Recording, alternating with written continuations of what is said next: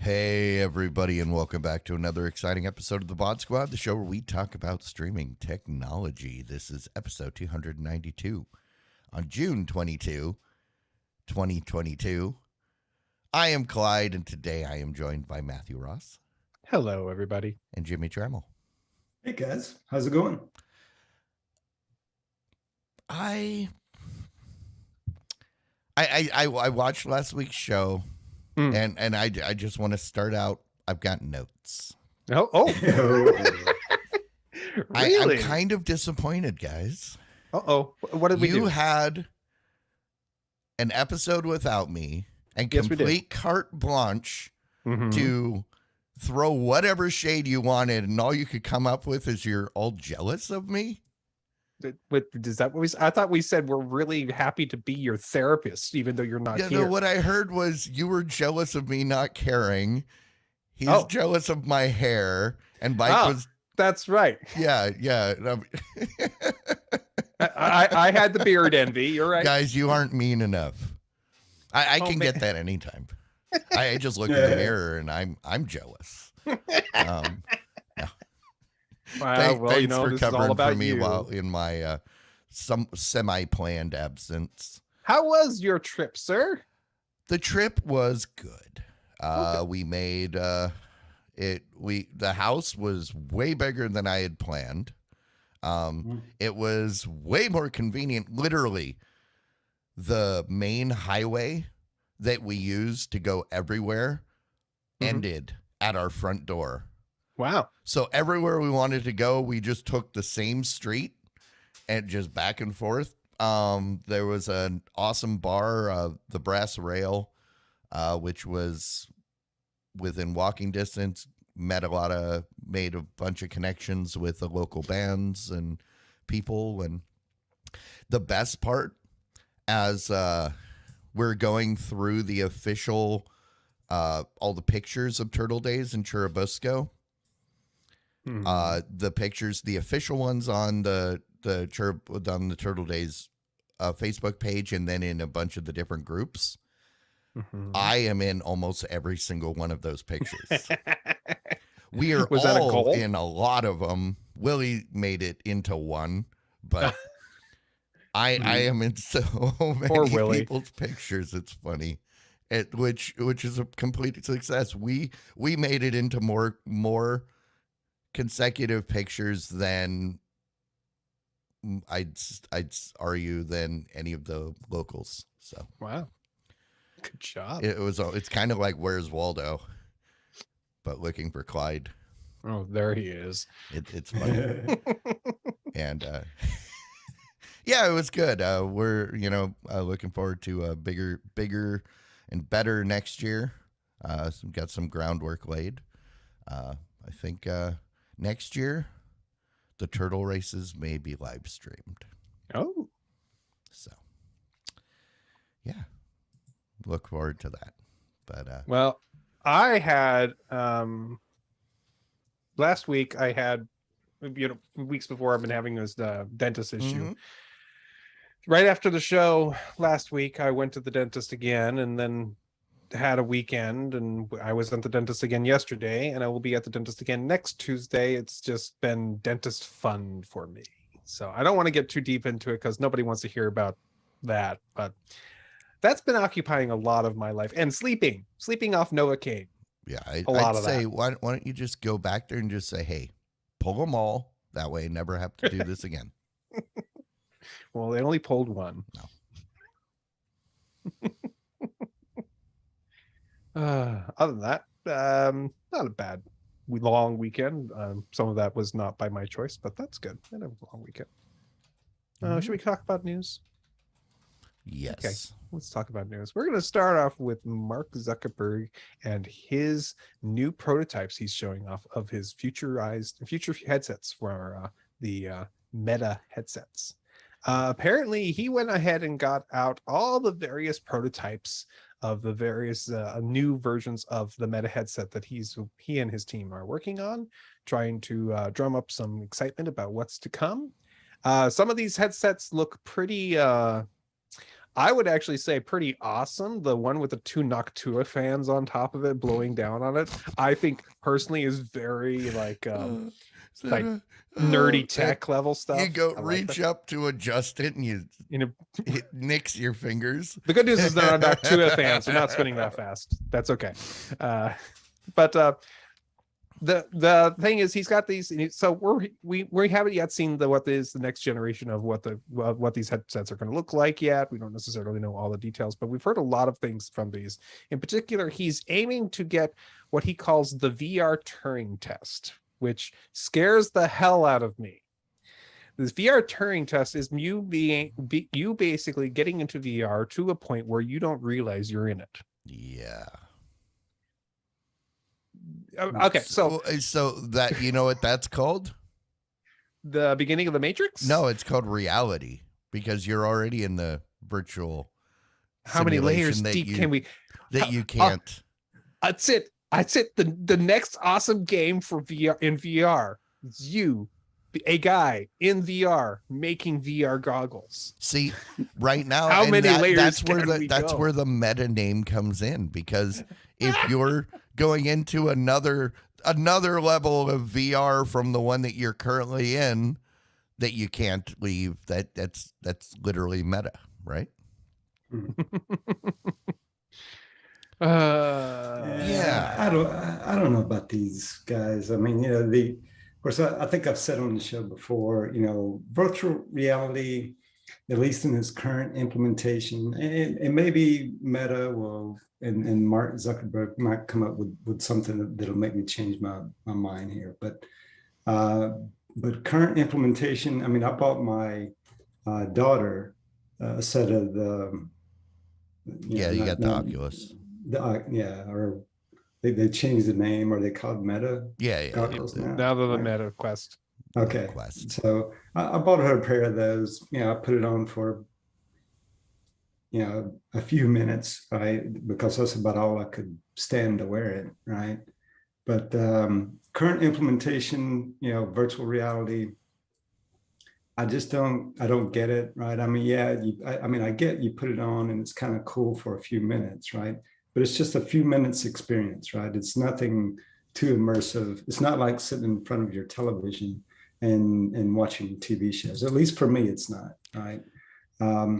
Maybe eventually when they make virtual reality as good as the holodeck on Star Trek, I probably, take a step in that direction at least. I'll get more interested, but in the current implementation, I just don't see it. Augmented reality, I think, is going to be a bigger to do about that in the near term. Maybe long-term virtual reality may surpass it, perhaps, right? But I think more near-term, I think it's the augmented reality that's going to get the bigger pop there. Yeah, the thing you got to remember is right now, VR is essentially where TV was in the early 50s. Mm-hmm. It's kind of niche, very expensive, and not very good quality, but any quality is amazing, right? Right. What they're trying to get to would be dead like, by the time it gets there. Is that what you're saying? But what I'm saying is, the iteration cycle won't take nearly as long as it did, because things move faster now. So to get from 1950 to 8K TV now won't take 80 years. It'll take maybe 10. Right. With that falls under what, Moore's law or whatever, because the exponential growth and half the cost, and it'll twice the transistors for half the cost is technically Moore's law. Exactly. But generally the rule is twice the speed for half the cost. Is how everybody exactly. And I mean, things iterate faster. Yeah, technology cost goes down, right? I mean, it always has. Almost and the improvements double every single time. So right. But still, the implementation of these goggles have, I mean, I'm sure they've probably gotten faster. Maybe the graphics are a little better now.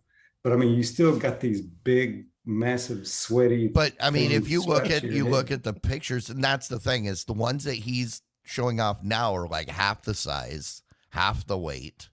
The ones they're working on.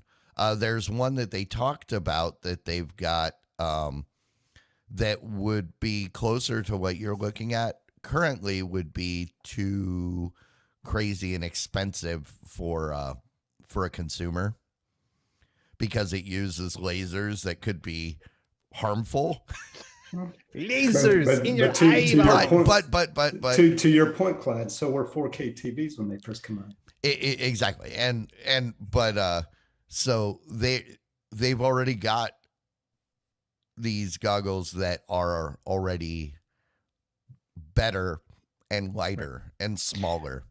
So but they're not consumer ready, but it won't take long for that to filter into the consumer market. I've only used on one of these headsets a little bit, and it was years ago. I have not put on anything recent for these higher end headsets, but I could see myself disappearing in a game and stop thinking of the outside world. In fact, I know I did that because the one time I was playing a game like that, I was playing a game where my action with my hands was to throw a thing, and then to get more ammo, I had to reach over to my right to grab more ammo. And so I started doing this, and to the point where I accidentally punched the kid to the side of me. Accidentally, and I went, oops, I'm sorry, I didn't know you were there, because I totally was in the game. So there are going to be people who get into this and get immersed into it and forget the outside world. But the scary thing is thinking that you're not outside, you're not in the world. That's the part where it's like, no, I don't want the Turing test to do that. I want something in there to remind me that I am in a virtual world. And I don't know what it is going to be, but it has to be something, guys. And the difference, and that's right scary. There is the difference, and the reason why there's the reason for both cases. The VR is for the people that want full immersion. And AR is a complement. Augment their world. It's AR will be there as a complement. So, when you're going to the store and you can walk around the grocery store and just see the prices of the thing that you're looking at and the product reviews. And that it's cheaper at the three stores down. Exactly. That is, that's a perfect use case for AR. But if you want to go do the shopping yourself, but you don't want to leave your house, that's where the VR comes in. Where you operate an autonomous robot, or I guess it wouldn't be autonomous. What would it be when you're remote controlling? Remote controlled robot. Yeah, remote controlled. I think that's the term. Robot. Yeah, you're right. At Target without leaving the house, and you get to wave at other robots that are being controlled by other people. Hello, robot, human robot. Two ways to accomplish the same thing. But yeah, it's really use case.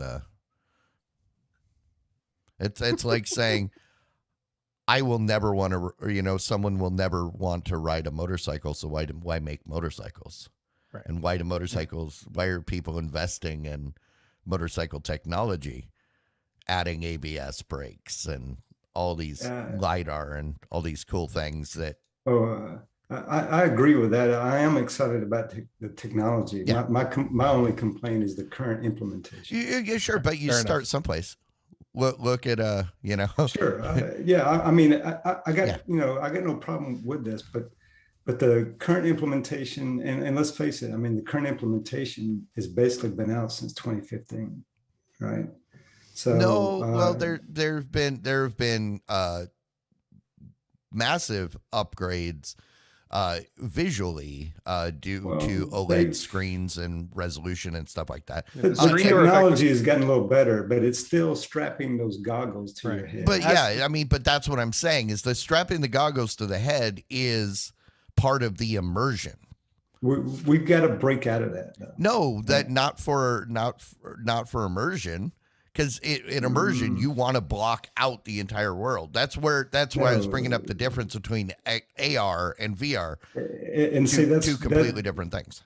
Yeah, no, see, I disagree, right? I think that immersion can be something like the holodeck on Star Trek. That is total immersion. But that right? kind of Without thing, the goggles. that kind of thing, Right. like, is way out. The thing that is possible to get that is, like, we've got the Tesla suits that Mike and I have talked about before, where you put it on and you get haptic feedback all over your body. When you get shot, you feel the gut shot. The haptics in the gloves where you can feel. I guess that's pretty.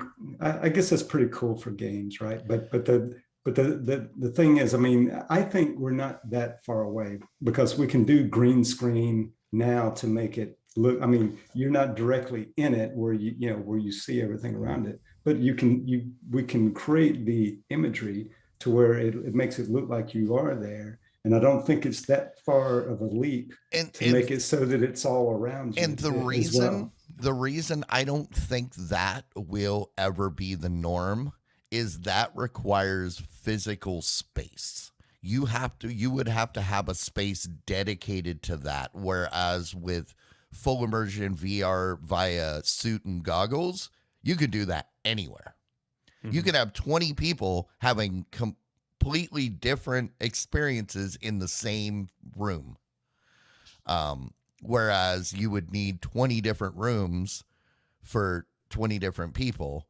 And that may be the thing that you go to a resort and you pay them $100 for an hour to use it. And only the only the richest people will be able to afford to have one in their house. Maybe. See, but that's really where that comes in, is because it's got a physical limitation. I mean, for me, I could care less about the games. Of course, admittedly, I'm not a gamer, right? But for me, what would be a good use case for something like this, and it might even get me to strap on the goggles, right? If they could make it seem like I'm in the audience of the Ed Sullivan Show when the Beatles first played on the Ed Sullivan Show, and that would be a good use goal. case, right? Yep. Right. Running around and shooting guys in a game is not. See, and that's the kind of thing. That's the kind of thing that is on the horizon, close now with the improvements of AI, because in order to be in the audience, that would require an artist to reverse engineer everything. But AI is getting smart enough that if that was the case, or that's the thing you wanted, you could dedicate an AI to figure out this, render it, and over and over and over you make your, so I would say that kind of experience is near future, and a lot of that experience stuff will only get better as AI gets better. Yeah, agreed. And that's why I'm excited for the technology. Sure. Right. I mean, the technology is really awesome. No doubt about it. Very cool. All right, we're going to move on. You have a Roku TV. You're going to be getting more ads. What's happening is Roku is experimenting with a new feature, which will allow an ad to show up on your screen. Basically, it looks like you will be able to press the OK button on your remote in order to activate it. I don't know how it shows the little thing in the corner saying that there's product available or something like that. And when you press the OK button, it will pop up a screen which will show you various things that you're currently seeing on the show that you're watching for sale at walmart.com. And it has a spot right there for you to pick those items and purchase them right through your Roku app through the screen. Thanks to that already knowing exactly where you live and already making an account, and has your credit card information. So So they've had this functionality in the past, with like every once in a while you get a new theme that it's spring, and you get the spring theme, and when you're on the screensaver, a thing goes by about spring fresh Downy. Press the button, get a sample. Right. So the technology has been there for years. The thing that's important about this is that they have teamed up with Walmart and it's also picking up the stuff in the shows, kind of like the X-ray feature on various shows where you could pause a show and it would like tell you this actor and what their other shows are and things like that. This is X-ray for shopping.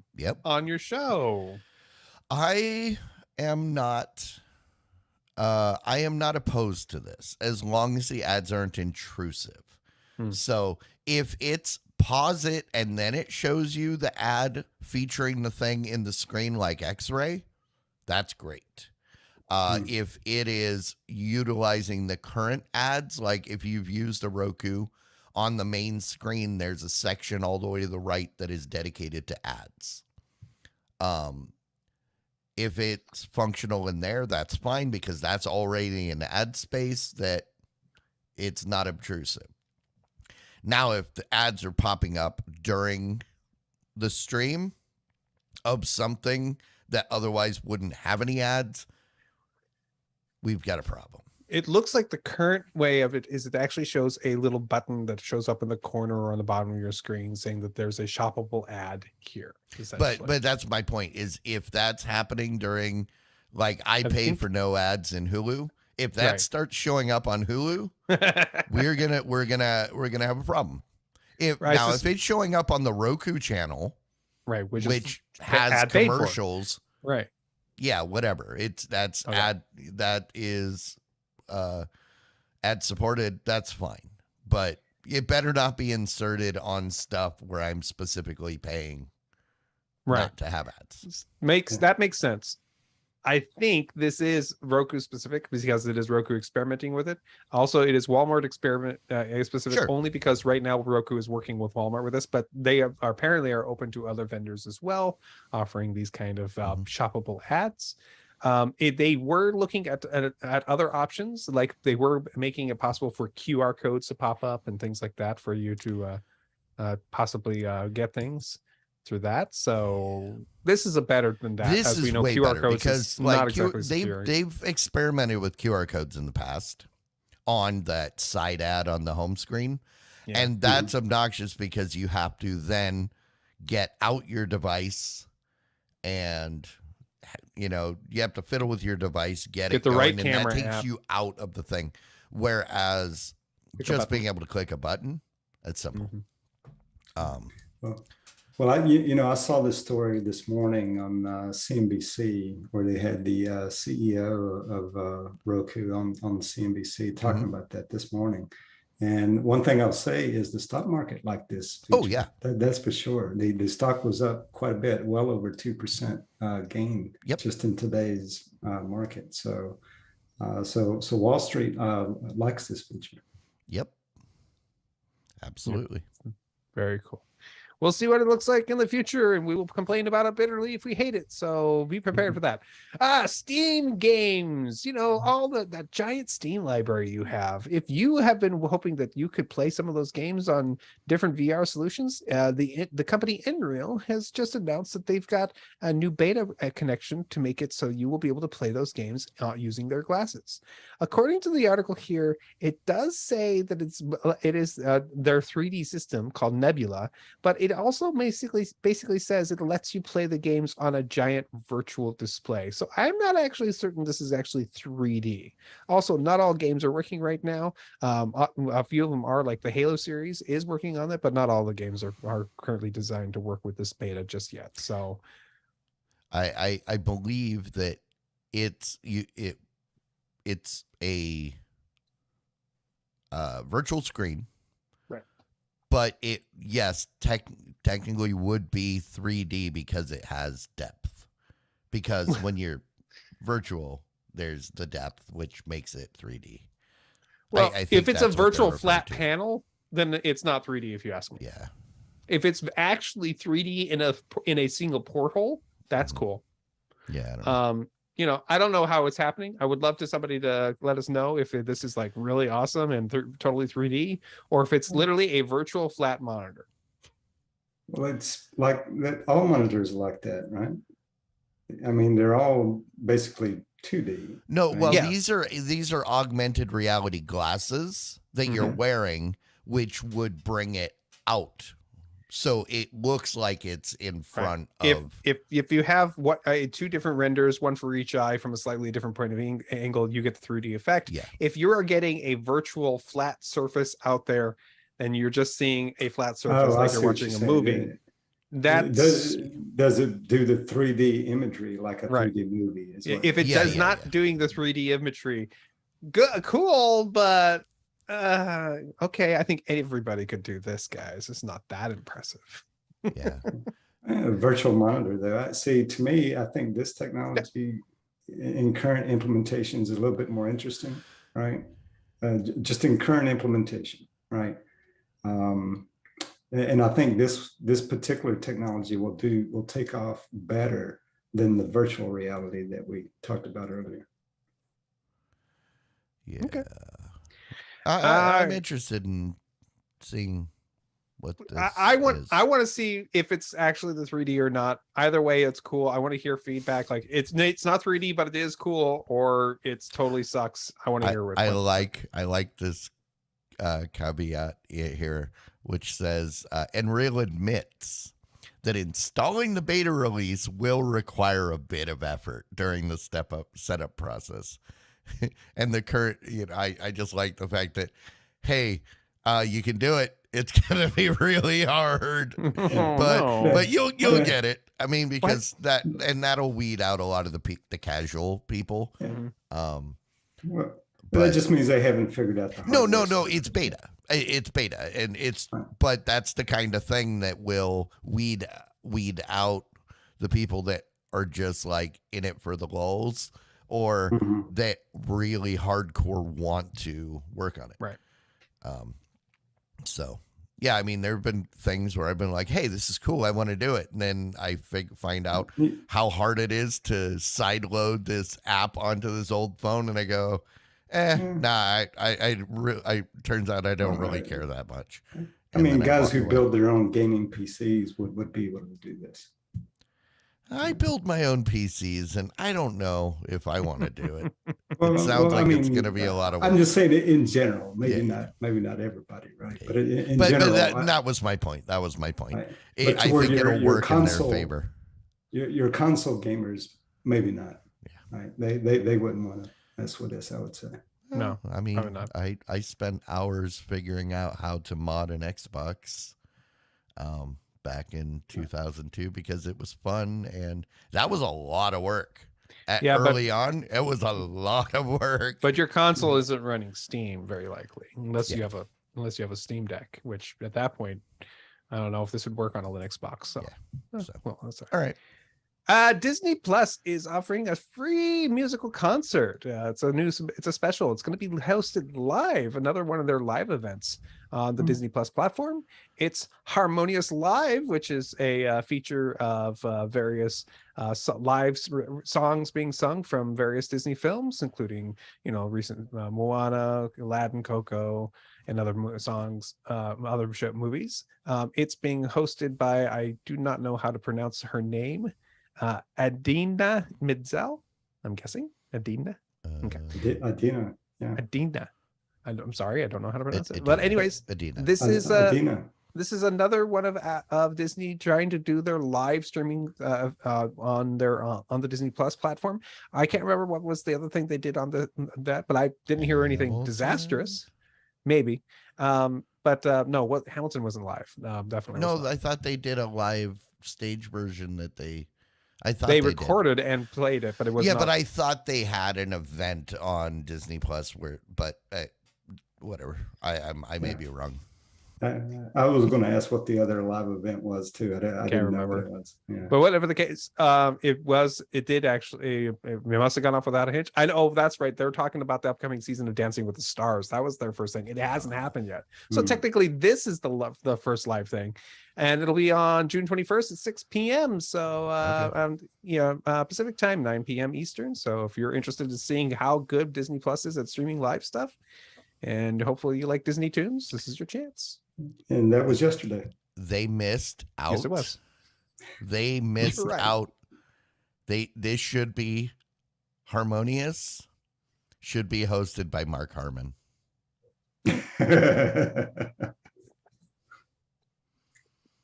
Okay. All right.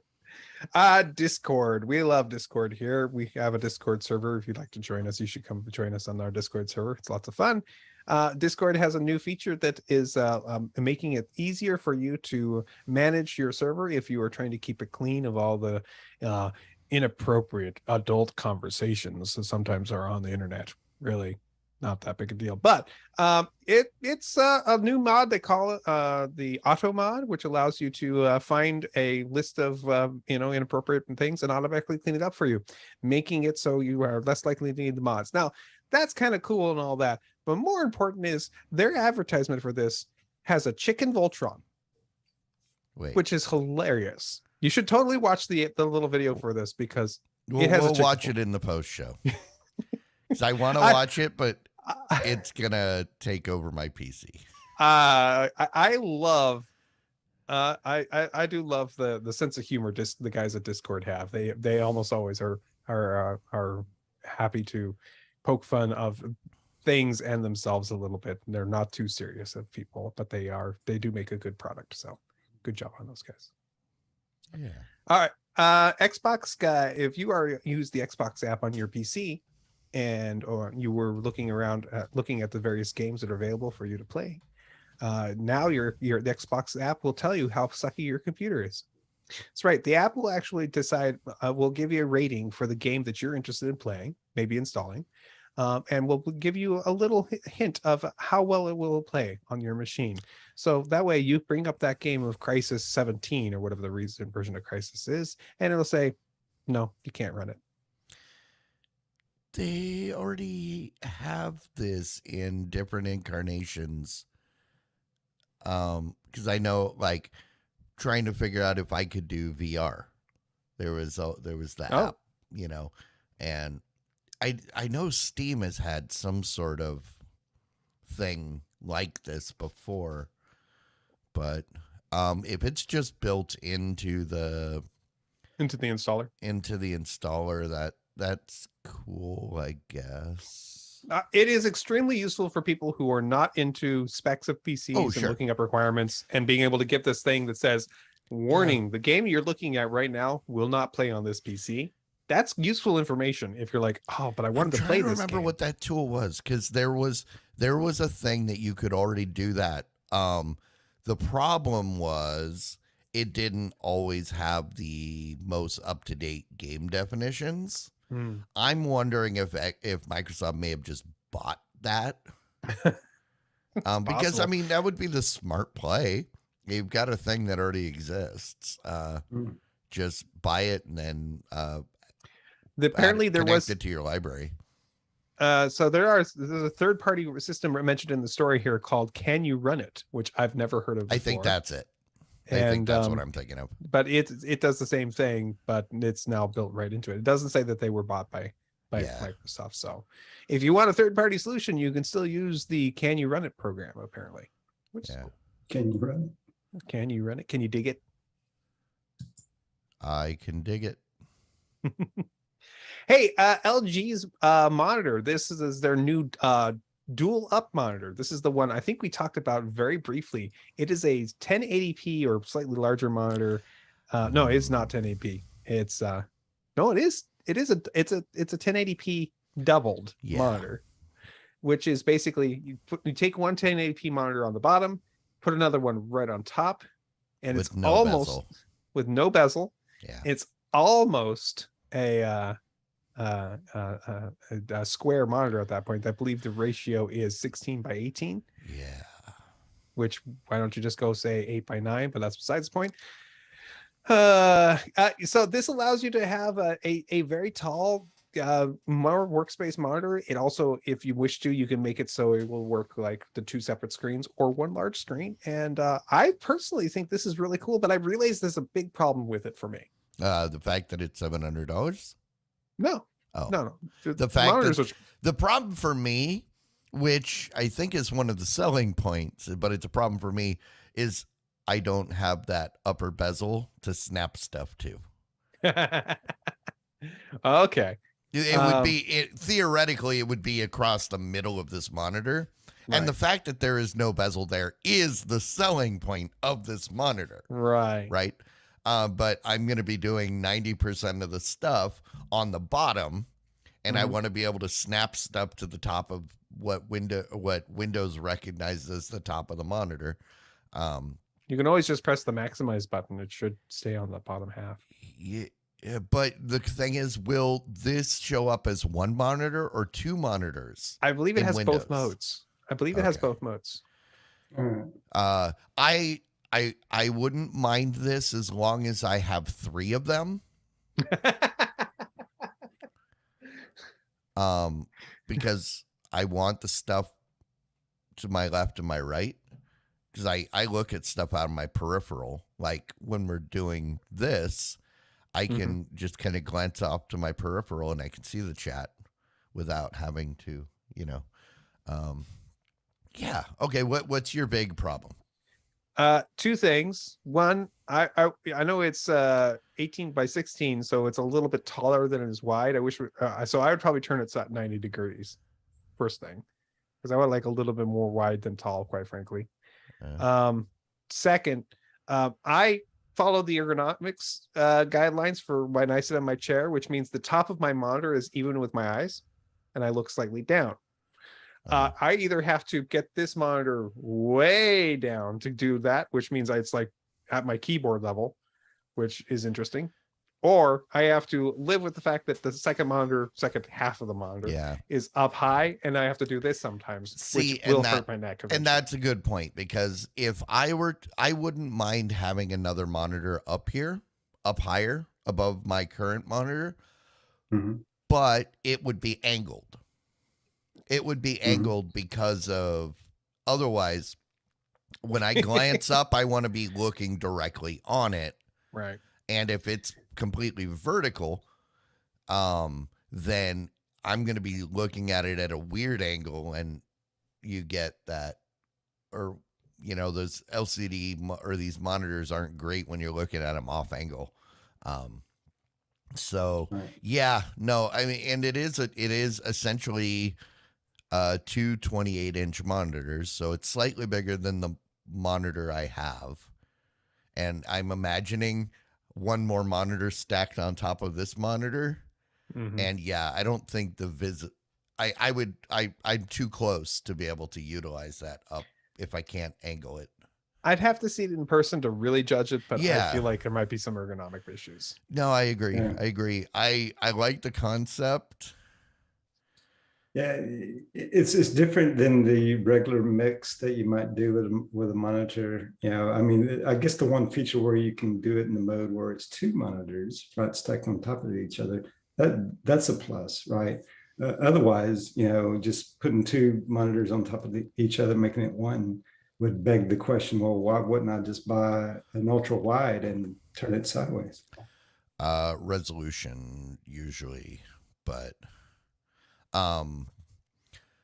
they make ultra wides the same resolution as this. Yeah, but it's not the same. It's like in the response, right? What's the big difference between a monitor and a TV? I remember. I don't remember. It's in the refresh, right? Or not necessarily anymore. A lot of the new monitors, new TVs could do 240 hertz. Yeah. So I could see this really being useful in digital signage. Yeah. This could be really good. Yeah. This because you're accomplishing something that you typically would have had to have 2 screens with bezel.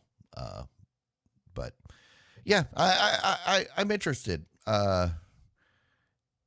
Let's try it out. I'm also interested in the Comixology program, which is the way to read comic books either through using an online tablet or phone, or using an online an app on your computer, or using a web interface. Apparently, the guys who have been using the Comixology app have been pretty pissed at Amazon ever since they bought the platform.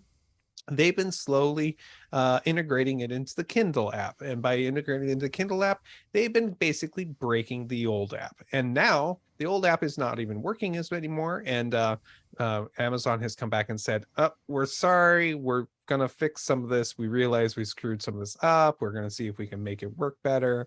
So if you've been suffering, hopefully this is a sign of something better to come. We understand that's even, it wasn't even possible for you to see the full 2-sided pages of the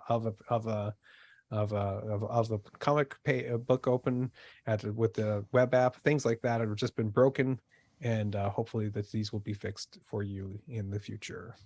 Yeah, you're just gonna have to come to grips with the fact that the dedicated app is no more, and you have to do all the comics through Kindle.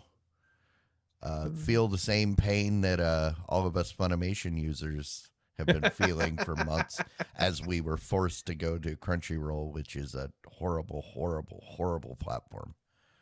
So I like that it was an 11-part Twitter thread. And they numbered them too, apparently. Yes, they did. Only 11 parts. Is that all? Oh, that's good. Okay, WhatsApp has the ability for you to have conversations with people. That's obviously what the app is for. You can also have it in group conversations and group calls as well. And the system is now allowing you to mute specific people for messages and for calls. Is this true? So in other words, I could be in a group call and I could just mute that one guy. Yeah. Really? I mean, that's awesome. At the same time, that's horrible. Wait, did you guys mute me or something? Can you hear me? What? Hello? Hello? Can you hear me? Jimmy, it's nice when it's just you and me on the show. Crap. No, it's nice that you can do that, but a lot of times you end up... That sounds horrible. It ends up being a bad... I mean, other apps have allowed you to do this, and it always ends up being a bad idea because eventually that person you muted is going to say something worthwhile, something important, and you're going to completely miss it. And then now you have no idea what's going on because you don't have the context. Why is everybody mad all of a sudden? And then you have to unmute them and go back through and read all the stuff that you were ignoring just to figure out what the hell's going on. I mean, you can mute people in Discord. Well, in some of the programs, it's when you mute somebody, you mute them at their end, so they're all everything. Nobody has to hear their heavy breathing on the microphone or the noisy air conditioner in the background or whatever the thing that's annoying everybody.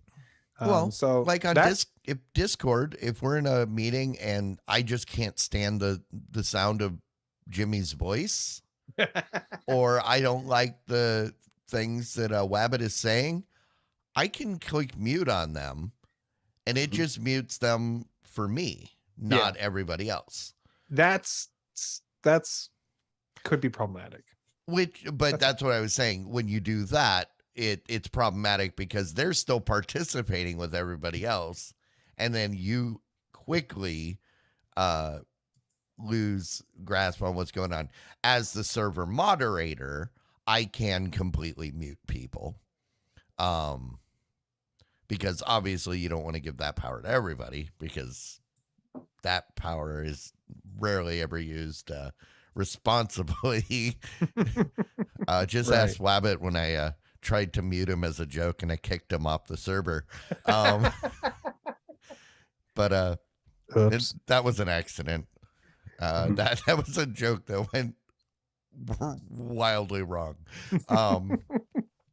But yeah. Tools are good. Well, Tools are good. Just leave it up to the community the individual communities, how they choose to wield those tools. Okay, last story we have for tonight is IKEA has a new version of their IKEA Creative app, of course, spelled with a K because they're Swedish. They have a new version of the app which would allow you to scan your room, and like many other of these apps, would allow you to go ahead and put an object in the room, especially furniture, be able to see what it would look like in your room. The cool thing that they're doing here is that after you scan your room with an iOS device, because the iOS has the LiDAR built into it, you can do this.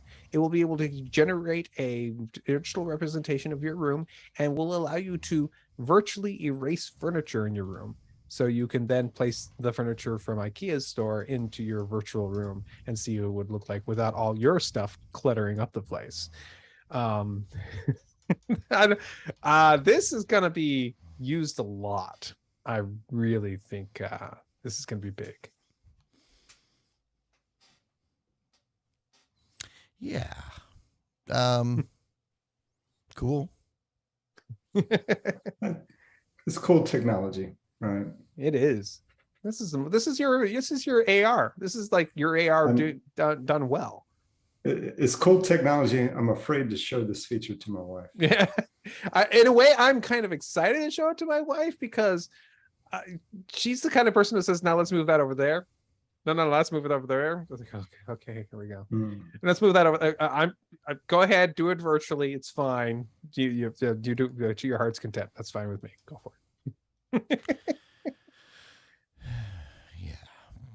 And with that is the end of the news for this week.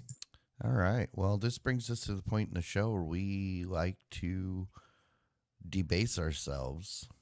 Only a little. And beg for money. Except we don't typically beg for money because we haven't had anything that we desperately needed to buy until we found out about the dual up monitor. Now, I think we need to raise money. We need at least 3 monitors each. That's $2,100 per person. So what's 4 times 21? That's $8,200, right? Wow. Okay. So we need $8,200 so that we can try out these LG monitors and tell you if they're worth buying. Yep. And we all need to have them because we all need to try with our different points of view and experiences. Yeah. And we need 3 because and I'm going at the max because I need 3. I assume everybody else, but I mean if they only want 1 or 2, then the price goes down. But that's still how many subscriptions do we have on YouTube? We're not going to get into that. But if you are not a patron, and you appreciate or find value in what we do, your $1 an episode can make a huge difference. So, patreon.com/thebot and then become a patron. And then you also get, in addition to helping us on our quest to do these new monitors, you will get our undying thanks. Only 1/5 of a gallon of gas. Yeah, there we go. Yeah, wow. We could each get 3 monitors or fill up my truck a couple times. Wow, I think the monitors will be a better option. All right, hey, on that note, why don't we get into some rants and some rapes?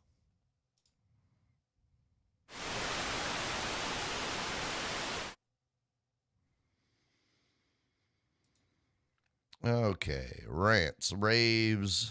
What is going on? Being in recovery essentially for dentist stuff. I thought okay. You scared me for a second. For dentist stuff, being half asleep from Novocaine, wearing off, taking a long time for me.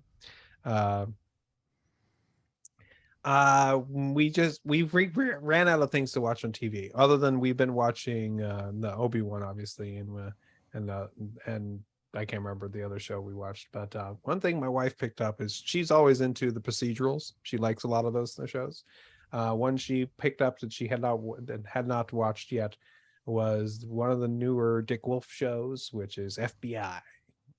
And it's Dick Wolf is the Law and Order guy, right? Yes. Okay. I just make sure I'm thinking of the right guy. So, it's weird. It's actually, the show's fine. The show's good. It's a fine cop show. If you like cop shows, it's fine. Here's the things that stick out in my brain. Number one, you've seen Bones, right? Yeah.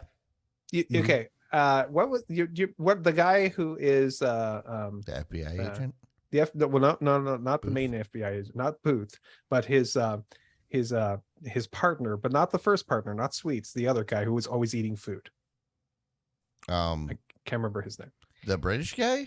No. It's just the guy. He's constantly eating something, constantly. In the later series, he's in this show, but he's the FBI agent, but he's not that guy. Oh, okay. So he's replaying an FBI agent role, which is interesting. Second thing is that bothers me after watching many of these episodes is that they have this music track of driving drums and guitar riffs that are like wow wow wow wow, and it's like they're just doing this thing, and after watching it, it's like, oh, they keep doing this darn sound. It's they're trying to pull this thing off where this music is, and it's just it's not to the point of irritation, but it's getting to the point like, again, here it comes again. It's like that music, I swear it's in my dreams now. And when I hear that, something bad is happening. When I hear that music, it's like, oh, so. At least it's not the new Bosch theme song. Other than that, we finally finished Obi-Wan tonight. I will not ruin a thing about it. I will say that they finally did interesting things in the last episode. So I have a question. If there's a second season, will it be Obi-2? Obi-Dos. Obi-Dos. Okay. Obi-Dos. Okay. All right. Because it's not Obi-Wan, it's Obi-Wan. I know, but everybody says Obi-Wan all the time. I hear it all the time. They don't realize they're saying it because people are typically not keen to their own accent. Right. But I hear it a lot. They ended it in a way that they could possibly do a second season, but there is no reason to. They've done everything that they needed to. Yeah, they're focus on a point of his life where he goes into isolation and he doesn't go out and he becomes Obi-Wan. And also, they did the thing. They threaded the needle. They did not do anything that breaks the rest of the series. Oh. That was the hard thing. They did not do anything that broke what happens in the other movies, which is that there's certain constraints there that I had to watch. So because I had to know what if they could thread the needle, if they could make it happen without causing too much trouble. So yeah, I think they did an okay job. I applaud the last It was episode. actually a scene of them sitting down threading needles. It was horrible. It was so they were horrible to to do watch. Sewing. It was that epic. It was sewing. The sewing was so epic. The thimbles, man, the thimbles. Yeah, Mike says it is listed as a limited season or series, but you got to remember that just means they're only going to make as much as they want to. If they make enough money off of this, they'll make another. Limited has no actual, they could be limited to 2, but it's limited to the company's desire to continue. And how that ended, it is possible for them to do another series with this, but They don't need to. And I, quite frankly, would be very happy if they didn't. They just said, nope, we're going to leave it there. That's fine. And I would be perfectly happy with that. Yeah. Good. That's it. Yeah. Typically, I read limited series as code for we don't know if people are going to like it or not. Mhm. So we're going to keep expectations low. But, okay. What you got, Jimmy? Yeah, so I did finish the TV show Severance. Finished that tonight, as a matter of fact, just before the show. Okay. It's really a good show. I think if you're the kind of person that likes Lost, when Lost was on TV, if you like that, kind of pace and theme, you probably will like Severance, right? It's it's scientific or a science fiction show, right? And Severance, hence the name, right? It's where somebody can severance their personal life and their work life. Well, I thought they were just firing people every episode. And then the whole show was the HR or the conversation in an HR about what their severance package was going to be. No, not that kind of severance. Oh. But really, really good show. So if you haven't watched that yet, I would recommend that. Okay. Also, too, there's this company out there called Grid Studio. Have you guys heard of these guys? Sounds familiar. Maybe. Let me look. Yeah, I put the link in the show notes there. But so I ordered a couple of things from them. One is, I don't know how well you guys are going to be able to see that. Okay. Yeah. So that's a Apple A7. A7 chip, right? Enclosed into now this little paperweight, right? Okay. And so the actual A7, and the significance of the A7 was this was the first 64-bit chip that they made, right? It first appeared in the Apple iPhone 5S. It was the first phone that got this chip here. So the first 64-bit chip there, mobile chip that Apple made. And I wanted to get what they also do. If you look on their website, they'll take like old technology.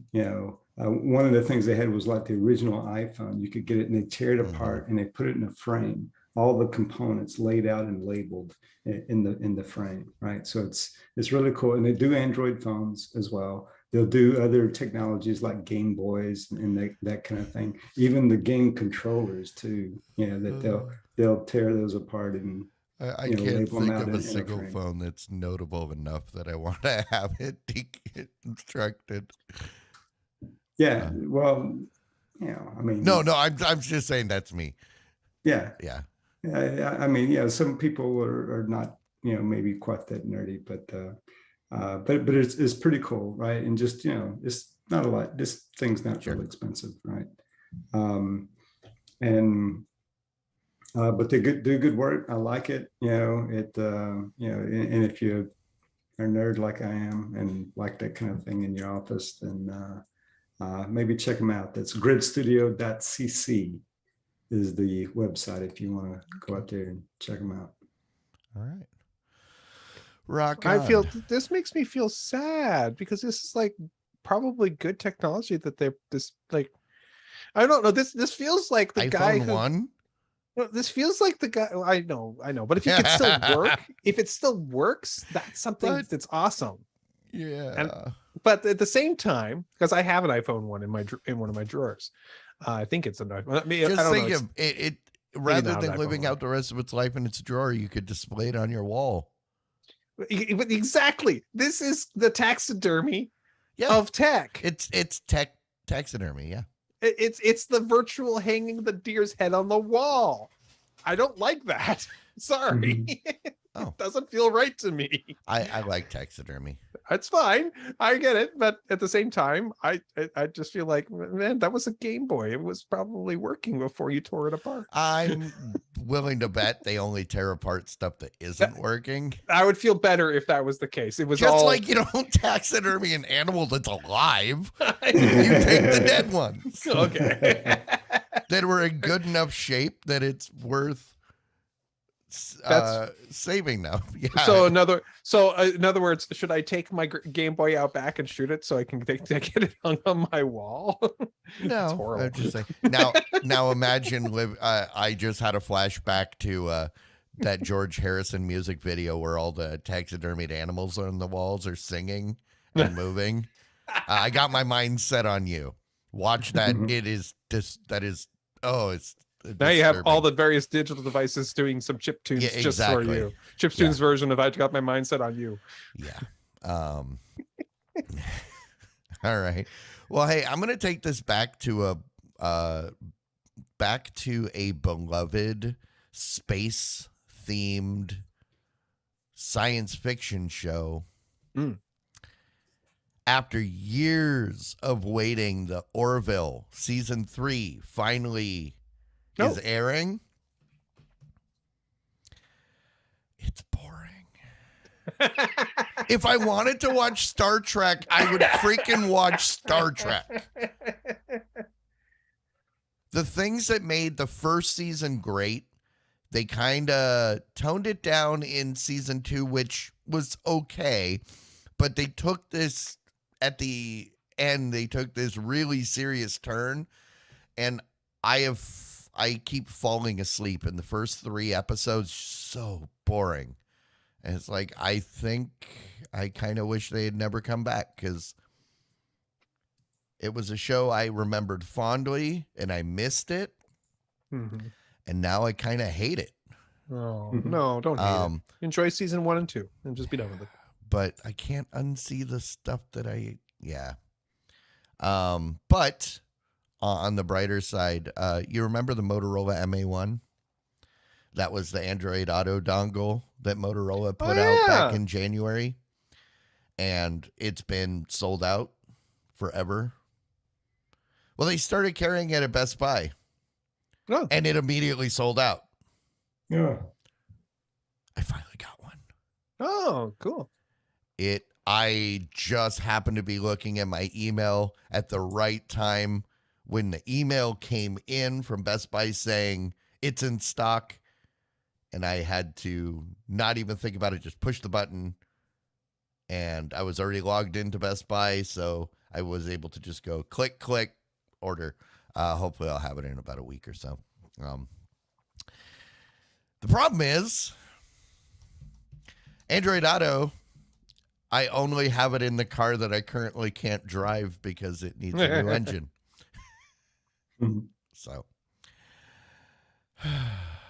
but I will finally have the dongle that I can take with me when I use my rental car in Scottsdale on the 8th.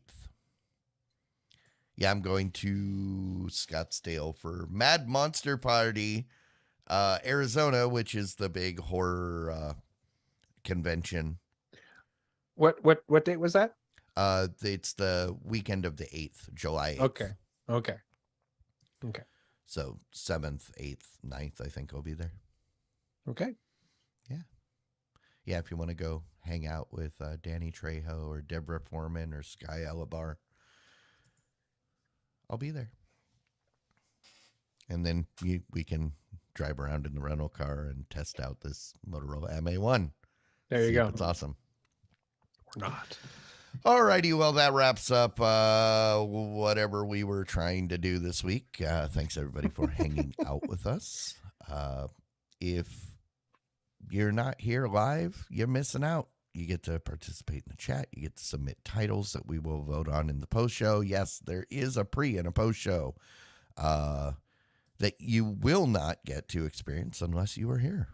And what was said, what was done, you'll never know. It'll go away. You'll hear vague references to stuff that was done and said in post show. But if you weren't there, it never happened. You missed out. But if you prefer to watch this or listen to this after the fact, make sure that you hit that subscribe button on YouTube. We are getting very close to finally being able to get our custom URL. Yay. We're in the 90s. That's good. But and audio podcast is available anywhere where podcasts are available. But if you would like it on a more timely fashion, typically hours after this show, become a patron. You get a custom RSS feed. It's only $1, even as low as $1 a month. And the likelihood of Clyde being out of town with no computer is so low that this is the first time in how many years that we've been doing the custom RSS feed that it hasn't been. It's been a few years. Published immediately. And for that matter, I went ahead and didn't charge the patrons this week. Or for last week, since it didn't get published till like yesterday. Oh, okay. But that's okay. I'll take that. I'll take that hit myself. And other than that, movie party. Movie party is this weekend. So join us. Big Boys J starts streaming at 7 p.m. Central. We will be watching Grizzly 2, which stars kids, people in their late teens, early 20s, by the name of Deborah Foreman, Charlie Sheen. Who's that guy from ER that everybody always said? George Clooney. Yeah. It's funny. The de-aging in this movie, they look like children, but the movie came out last year. So it's going to be interesting. And then we will also be watching the Charlie Sheen classic, The Wraith. It's the one where he becomes a car and kills people. Oh, geez. It's a great movie. Laura Dern is in Grizzly too. Oh yeah, I forgot Laura Dern. She also looks like a child. So, all right. I think we'll just end this here. Thanks everybody, and we will catch you all next week. Bye. See ya.